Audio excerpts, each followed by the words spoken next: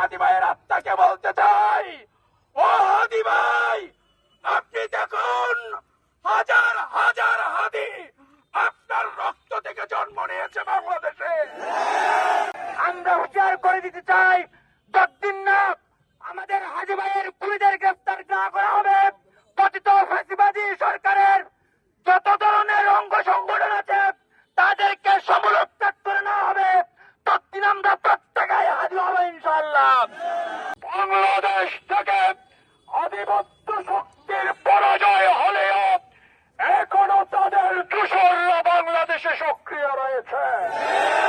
আমরা আজকের এই সুখকে শক্তিতে পরিণত করে আধিপত্যবাদীদের বিরুদ্ধে ঐক্যবদ্ধভাবে সংগ্রাম করে এই বাংলাদেশকে আমরা নতুন কাঠামোতে ফিরিয়ে নিতে চাই। প্রিয় ভাইয়েরা, আপনারা জানেন শহীদ ওসমান হাদি ছিল জুলাই বিপ্লবের অন্যতম সিপাহীসালার। শহীদ আব্দুল হাদি ছিল ভারত তথা আধিপত্যবাদী শক্তির বিরুদ্ধে লড়াকু সৈনিক।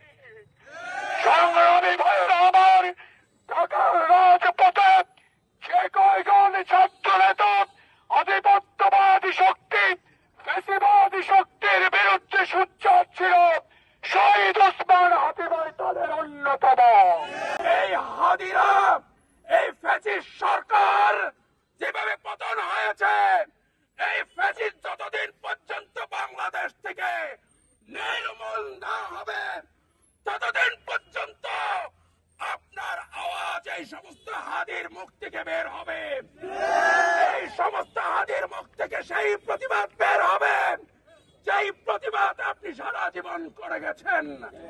হাদিরা বারবার বাংলাদেশে জন্মায় না, হাদিরা একবার জন্মায়।